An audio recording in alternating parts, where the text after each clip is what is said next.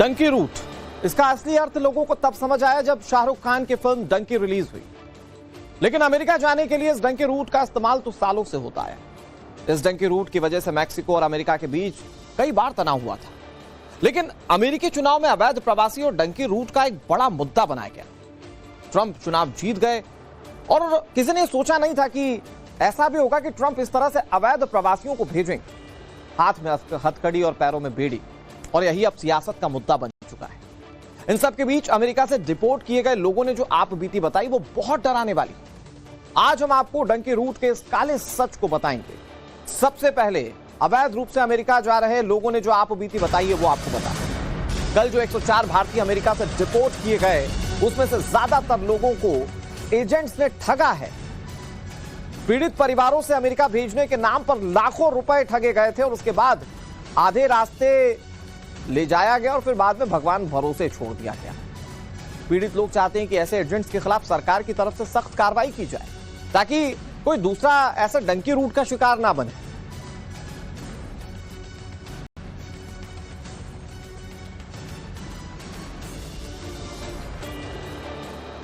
America ने जिन 104 भारतीयों को वापस भेजा उसमें करनाल का 20 साल का आकाश है। आकाश करीब 10 महीने पहले डंकी रूट से अमेरिका के लिए गया था। एजेंट्स ने उसे पहले यह नहीं बताया था कि गैर कानूनी रास्ते से उसे बताई।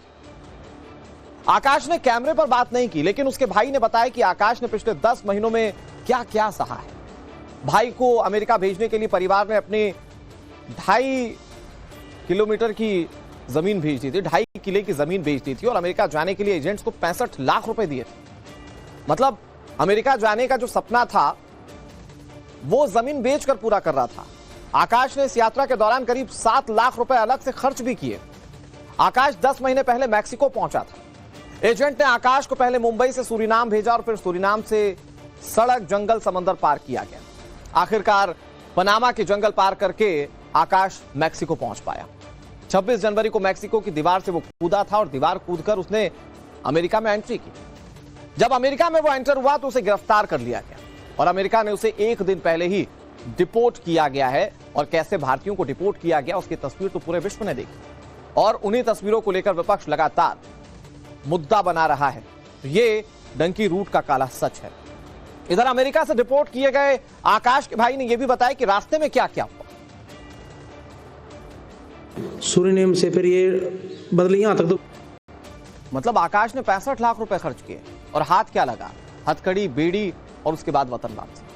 लेकिन अब सवाल यह है कि लोग डंकी रूट अपनाते क्यों हैं और ये डंकी रूट है क्या, मैं आपको तफसील से समझाने की कोशिश करता हूं। दरअसल ये एक अवैध तरीका है जिससे विदेश लोग जाते हैं।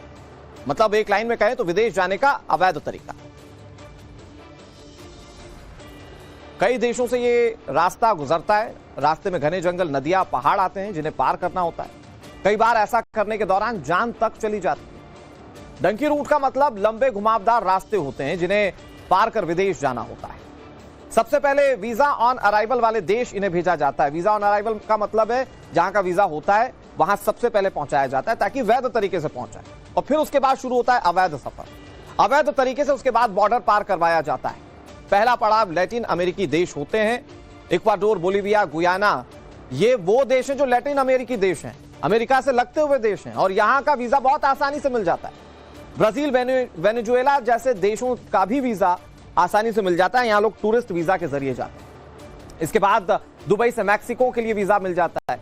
लैटिन अमेरिकी देश से लोगों को कोलंबिया भेज दिया जाता है और फिर कोलंबिया से पनामा के जंगलों के रास्ते आगे का सफर तय करना होता है। और ये वो सफर होता है जो कई बार लोगों की जान ले लेता है। कई लोग जो विदेश के लिए निकलते हैं उनके तो अपने लोगों को पता भी नहीं चलता कि लोग जिंदा भी हैं या नहीं और वहां किस तरह की यातनाएं होती हैं, रास्ता कितना मुश्किल होता है। ये जो भारत लौट कर रहे हैं लोग, ये अपनी जुबानी सारी कहानी बता रहे हैं। इधर ट्रंप ने चुनाव जीतने के साथ ही ऐलान किया था कि वो अमेरिका में सबसे बड़ा डिपोर्टेशन शुरू करने वाले हैं और उन्होंने ऐसा किया भी। पहली खेप में अमेरिका ने 104 लोगों को भारत भेज दिया। अमेरिका ने सैन्य विमान से इन 104 लोगों को जो भारतीय हैं उन्हें वापस वतन भेजा। इन लोगों पर अवैध तरीके से यूएस में घुसने का आरोप है। अमेरिका ने इन लोगों के हाथों में हथकड़ी और बेड़ी बांधकर भेजा था। इसमें हरियाणा के 33, पंजाब के 30, गुजरात के 33 और महाराष्ट्र के 3 लोग। इसके अलावा उत्तर प्रदेश और चंडीगढ़ के भी 2-2 लोग शामिल हैं जिन्हें अवैध तरीके से अमेरिका में रहने के पकड़े जाने के आरोप में वापस देश भेजा गया। इधर अमेरिका से डिपोर्ट होकर आए पीड़ित फिलहाल कैमरे के सामने नहीं आ रहे हैं, लेकिन उनके परिवार वाले अपनी आपबीती को जरूर बताते हैं। गुजरात हो या पंजाब या फिर हरियाणा, यहां के लोगों ने अपने घर, जमीन और गहने बेचकर अमेरिका जाने का सपना देखा, लेकिन एजेंट्स ने धोखा दिया और लाखों रुपए लूट लिए। अब इन लोगों के पास सिवाय पछताने के और कुछ नहीं। ऐसे तो सर ਜਦੋਂ ਤੇ ਦੁਬਈ ਭੇਜਿਆ ਉਹ ਤੇ 5-6 ਲੱਖ ਦਾ ਖਰਚਾ ਆਇਆ ਤੇ ਬਾਅਦ ਚ ਇਹਨੇ ਮੇਰੇ ਹਿਸਾਬ ਨਾਲ 48 ਲੱਖ ਰੁਪਈਆ ਕੀਤਾ ਹੋਰ ਸਭ ਖਰਚ ਤੇ ਫਿਰ ਮਗਰੋਂ ਹੋਰ ਪੈਸੇ ਨੇ ਮੰਗਵਾਏ। ਮੈਨੂੰ ਲੋੜ ਆ 60 ਪਲੱਸ ਚ ਪਿਆ ਹਨ। 60 ਕੀ ਮੁਸ਼ਕਲਾਂ ਤੁਹਾਨੂੰ ਕਿਸ ਤਰ੍ਹਾਂ ਪੈਸੇ ਇਕੱਠੇ ਕਰਾ ਤੁਸੀਂ ਦੱਸ ਦਿਓ। ਪੈਸੇ ਸਰ ਇੱਕ ਤੇ ਮੱਝਾਂ ਸੀ ਮੇਰੇ ਕੋਲ ਉਹ ਵੇਚੀਆਂ, ਇੱਕ ਟਰੈਕਟਰ ਸੀ, ਰੀਪਰ ਸੀ, ਟਰਾਲੀਆਂ ਸੀ ਉਹ ਵੇਚੀਆਂ, ਪੈਲੀ ਵੇਚੀ, ਬੈ ਕੀਤੀ, ਗਹਿਣੇ ਕੀਤਾ ਵਿੱਚੋਂ 1.5 ਕਿੱਲਾ ਥਾਂ, ਵਿੱਚੋਂ ਰਿਸ਼ਤੇਦਾਰਾਂ ਕੋ ਗਹਿਣਾ ਗੱਟਾ ਫੜ ਕੇ ਕਿਸੇ ਜੇ ਰਿਸ਼ਤੇਦਾਰ ਨੂੰ ਆਖਿਆ ਤੈਨੂੰ ਬਣਾ ਦਾਂਗੇ ਵੇਚਤਾ। अवैध रूप से अमेरिका जाने और फिर पकड़े जाने के बाद भारत लौटने पर पीड़ित परिवार भले ही सरकार और एजेंट्स को जिम्मेदार बता रहे हैं, लेकिन इसमें गलती उनकी भी है, क्योंकि अमेरिका और भारत के बीच संधि है। वो संधि क्या है, वो ट्रीटी क्या है, मैं आपको बताता हूं। इस संधि के मुताबिक दोनों देश अवैध प्रवास रोकने पर सहमत हैं, यानी कि दोनों देश कोशिश करेंगे अवैध घुसपैठ ना हो। दोनों देश पकड़े जाने पर अवैध नागरिक को वापस भेजेंगे, जो अमेरिका ने किया। इतना ही नहीं, दोनों देश अपने अवैध नागरिक वापस लेने के लिए बाध्य होंगे और इस बाध्यता को तो कल विदेश मंत्री एस जयशंकर बता चुके हैं। इसके लिए स्टैंडर्ड ऑपरेटिंग प्रोसीजर 2012 से ही लागू है। जो स्टैंडर्ड ऑपरेटिंग प्रोसीजर है वो ये है कि अवैध नागरिक पकड़े जाने पर इसे डिपोर्ट किया जाएगा। इसके लिए सिविल या फिर सैन्य विमान का इस्तेमाल होता है, जो डिपोर्ट करने वाले देश के पास उपलब्ध होंगे। जो बेस्ट ऑफ पॉसिबिलिटी होगी, उन विमानों के जरिए ये अवैध घुसने वाले घुसपैठियों को कह लीजिए कि वापस दोनों देश भेज देते हैं। इधर दूसरी तरफ अमेरिका से डिपोर्टेशन पर देश में सियासत पूरे जोर पर है। भारतीयों को अमानवीय तरीके से भारत भेजने पर विपक्ष हमलावर है। आम आदमी पार्टी के सांसद संजय सिंह और कांग्रेस सांसद रणदीप सिंह सुरजेवाला ने संसद में केंद्र सरकार को घेरा है।